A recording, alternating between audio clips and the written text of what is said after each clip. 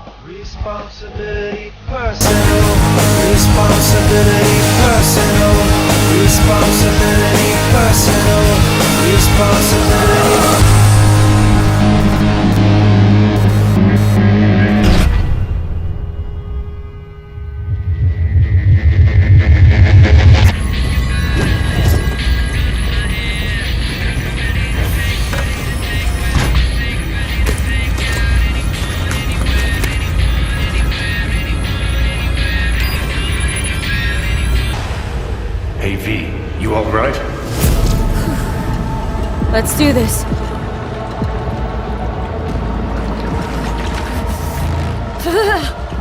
Keep out with this shit.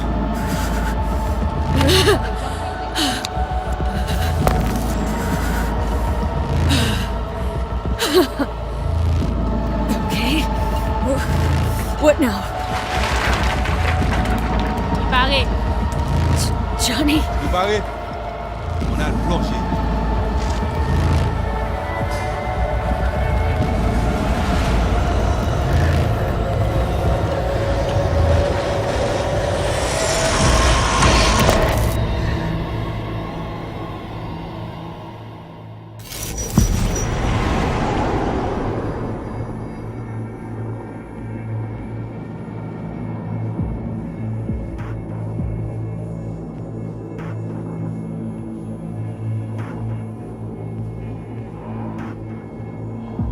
Where are we? Our BBS, Data Fortress. Bridge to the deep net.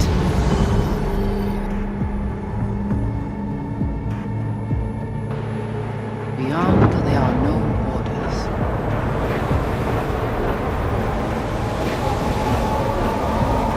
Beyond the black wall.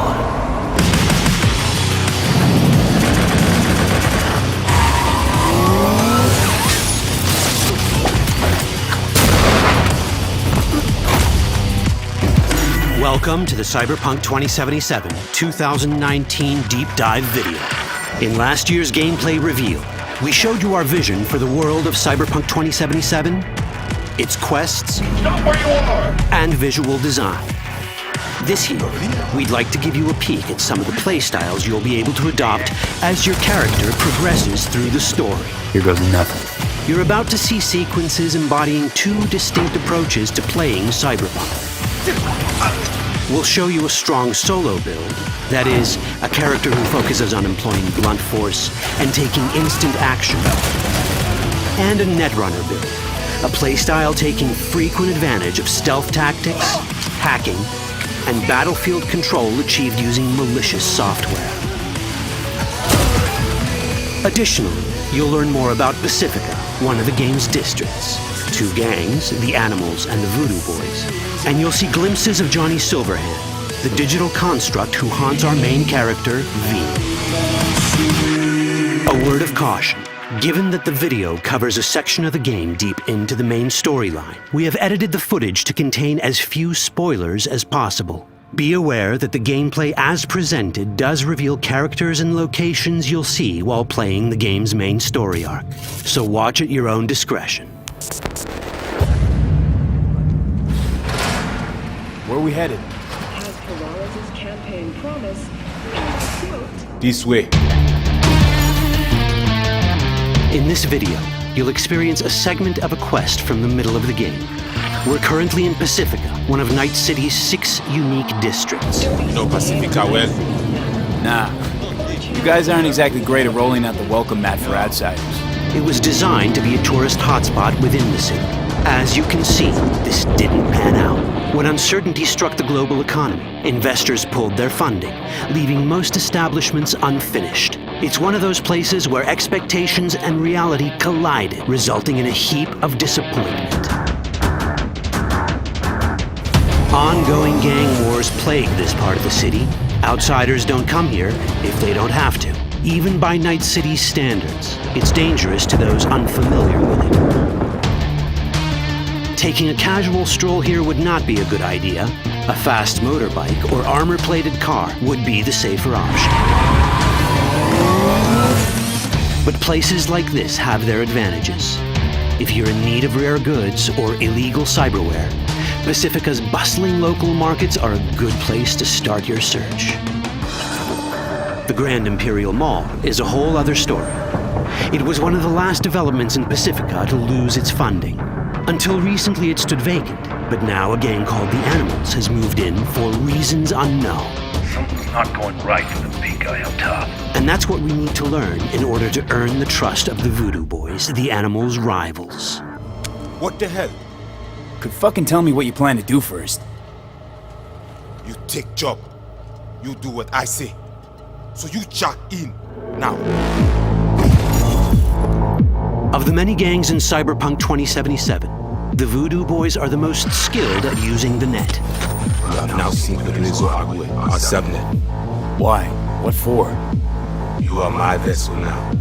Through Agwe, I see what you see, hear what you hear. This mysterious gang of highly skilled netrunners has close ties to the local Haitian community. You are V. We have been waiting. Haitians settled in Pacifica in the 2060s after natural disasters struck their island and forced them to emigrate en masse. The Voodoo Boys gang formed around this same time, though at a smaller scale. Now the gang effectively rules Pacifica. The Voodoo Boys don't usually work with outsiders. Lucky for us, it seems they're prepared to make an exception this time. Mr. Hand sent me. Said you got merc work needs doing. Still, to earn their trust, we need to prove our worth. Placide, one of the Voodoo Boys' higher-ups, has offered us a mission. We need to infiltrate the Grand Imperial Mall, currently occupied by the Voodoo Boys' deadly enemy, a gang called the Animals. 20:35:07. 3 seconds before, poof, the camionette. We try to learn where the camionette come from. The Animals are not your normal gang. Their presence in Pacifica is suspicious. They value might above all else and wear melee combat implants to raise their prowess in combat. Their beverage of choice is juice, a potent strength and speed-enhancing concoction. As sought-after bouncers, they're usually dispersed throughout town. As skilled street-level business types, they've cornered the market in illegal substances and underground live-or-die prize fights. When they converge in one spot, it's for something big.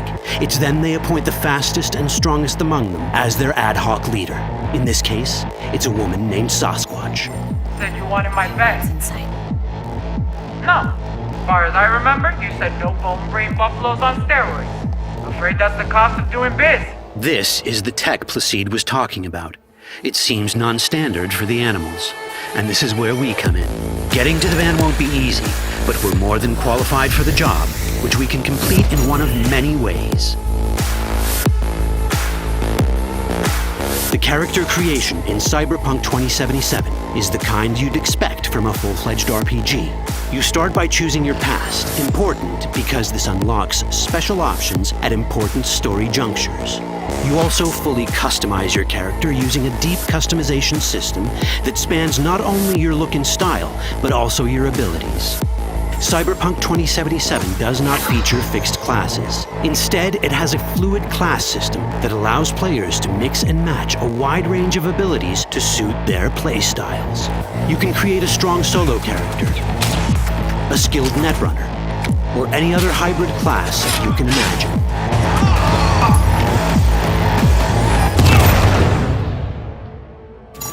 Let's see how a solo play style in Cyberpunk 2077 might work. Solos prefer a direct approach. They use guns and might to get things done. So let's wreak some havoc. With our enhanced strength, we can strip this turret of its weapons and give the animals a taste of their own medicine. This is how a player investing in solo abilities might live out their Terminator power fantasy. Enhanced strength lets us force open doors, or grab enemies to use as human shields.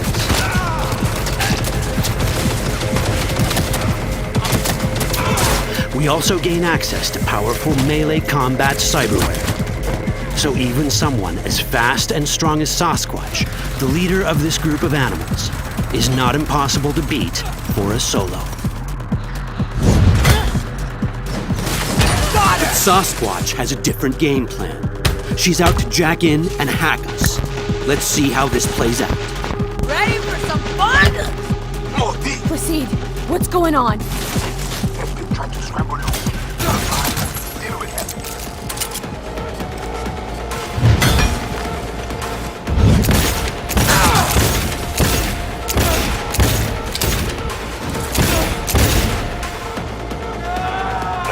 It's our choice if we want to finish her off or spare her.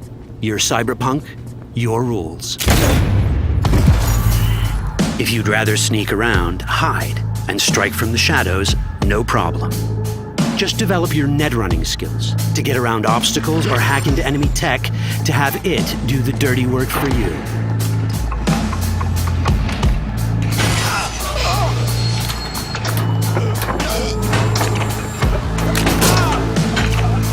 Net running abilities mean hacking skills that let us use our cyber deck to breach access points.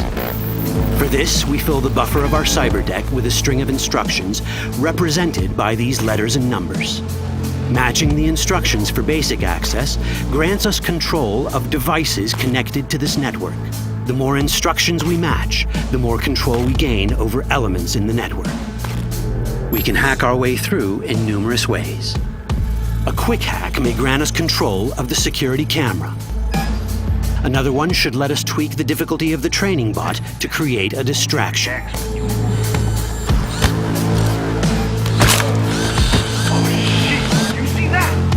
With our nanowire, we can even hack this guy's implants from a distance.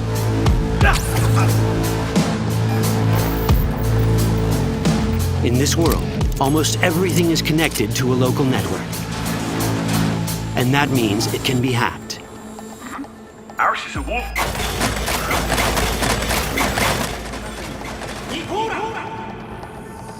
Which brings us back to cyberspace.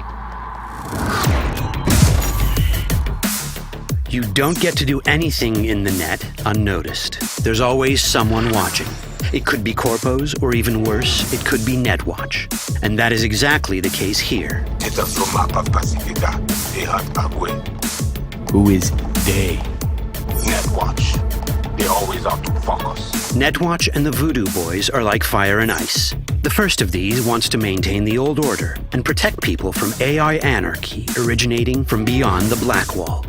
The Voodoo Boys want to establish contact with the free AIs. They believe this will enable their boundless expansion on the net and grant them the upper hand over Netwatch. Netwatch sees this as the end of the world. Both are right. Whoa, hey. Easy. How you deal with the Netwatch agent is entirely up to you. Do we side with the gang? Choosing to be on Netwatch's bad side is never wise. But can we really trust the Voodoo Boys? You set me up! As you can see, we have many possible options. But in each case, we take a risk. Think I'll just stick to my plan.